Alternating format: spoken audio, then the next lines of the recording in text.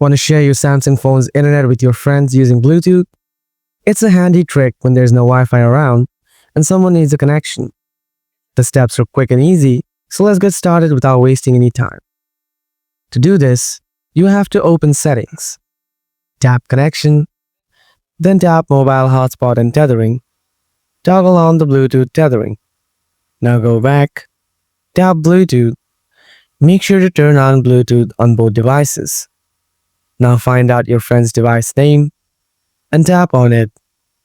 Then tap Pair on both devices. Then open Bluetooth settings from your friend's device. Then make sure to tap on your Bluetooth name from your friend's device. It will take a few moments to connect. Now go back to Mobile Hotspot and Tethering from your Samsung phone. And here it is. You can see this message, sharing this phone's internet connection with one device.